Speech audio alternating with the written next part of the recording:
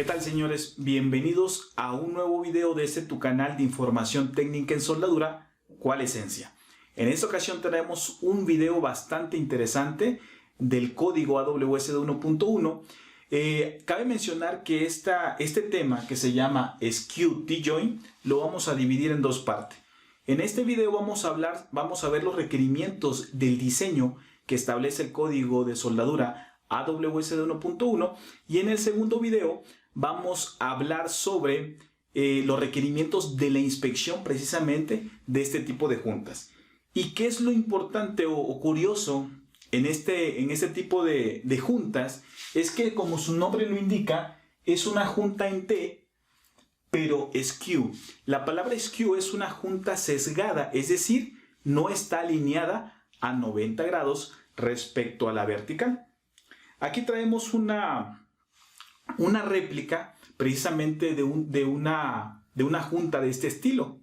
Cabe mencionar que, por una parte, tenemos un ángulo obtuso mayor a 90 grados, donde el soldador va a tener una visibilidad correcta para poder aplicar correctamente la soldadura.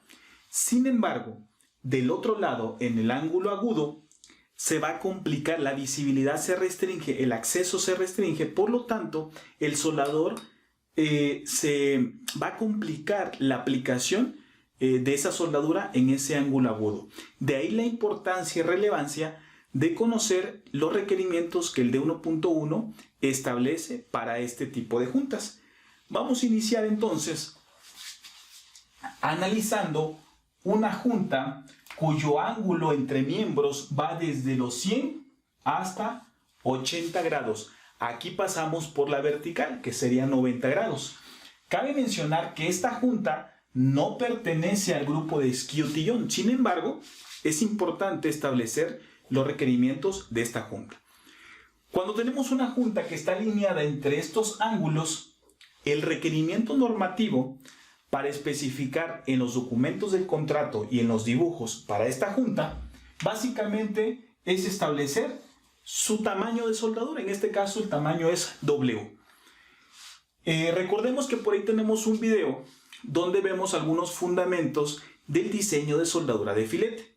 Y en ese video se establecía que el dimensionamiento del tamaño de soldadura depende de un valor que se llama garganta teórica, que más o menos es el 70% del tamaño de ese filete. La garganta teórica va desde la raíz de la junta hasta la hipotenusa de ese triángulo rectángulo que se dibuja dentro de la sección transversal de la soldadura. Sin embargo, el código de 1.1 para fines prácticos le denomina garganta efectiva. Por eso, a partir de ahora, así lo vamos a nombrar, garganta efectiva. Entonces, si nosotros vemos en el documento del contrato o el que diseña dice, ¿sabes qué?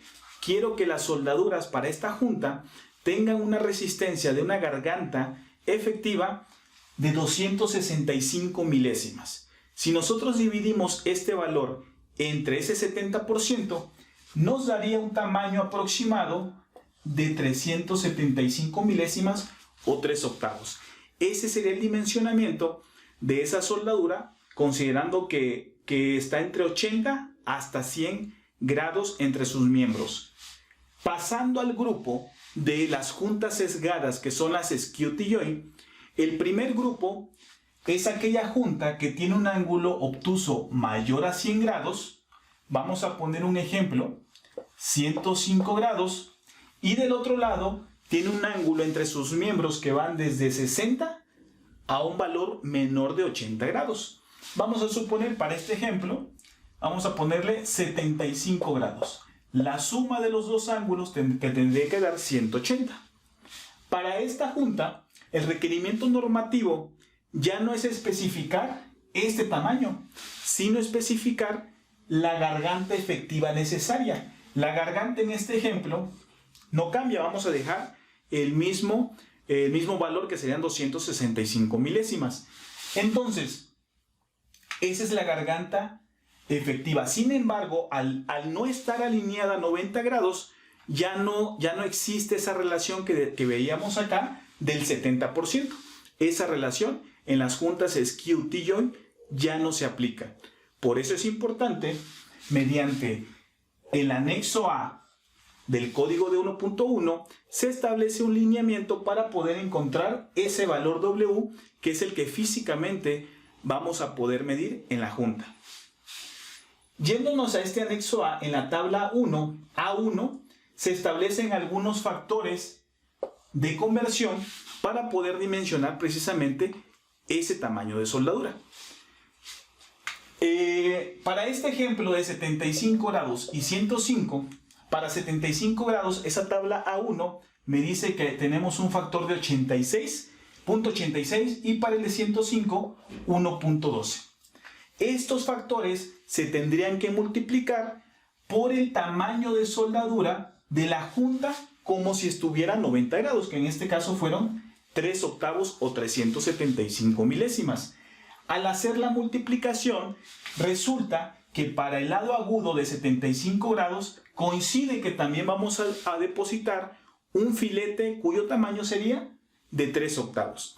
Pero para el lado para el lado obtuso, el valor ya no va a ser 3 octavos porque el factor es 1.12, por lo tanto, serían aproximadamente 7.16 lo que tendríamos que especificar para en los planos de fabricación. Esta es la forma de calcular esos tamaños para estas juntas skew que van de un valor mayor a 100 en el lado obtuso y en el lado agudo va a un valor menor a 80 y mayor o igual a 60. Pero ¿qué pasa si la junta es menor a 60 grados? Recordemos que decíamos al inicio que cuando tengo que soldar esta junta que es aguda, la aplicación se vuelve más compleja, sobre todo para poder llegar a la raíz de la junta. Cabe mencionar que esto depende de la habilidad del soldador y sobre todo de la posición en que vamos a aplicar la soldadura y del proceso de soldadura y obviamente del ángulo. Entre más agudo sea el ángulo, más complicado se vuelve la aplicación de la soldadura.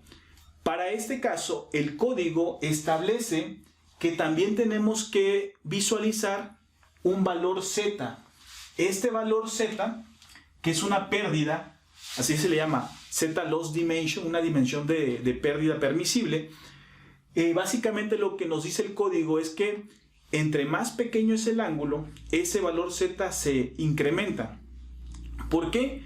Porque el código se respalda y te dice, ¿sabes qué? En esa zona no te garantizo que hay una fusión correcta, una penetración correcta en la raíz. Entonces eso se lo tenemos que descontar a la garganta, al tamaño de la garganta real o total de la junta. Ese valor Z lo vamos a obtener de la tabla 4.2. Para entrar a esa tabla 4.2 necesitas saber la posición en que vas a aplicar la soldadura y con qué proceso. Para este ejemplo vamos a aplicar un filete en la posición horizontal con el proceso SMAP. Ese valor de pérdida Z nos da que es igual a 3 milímetros o 1/8 de pulgada. ¿Sale? Entonces, de esta manera vamos a poder encontrar un nuevo valor que se llama TN. Ese valor TN básicamente es la suma entre la garganta efectiva, que me lo da el diseño, más esa pérdida Z. Para este ejemplo, el valor TN sería 390 milésimas.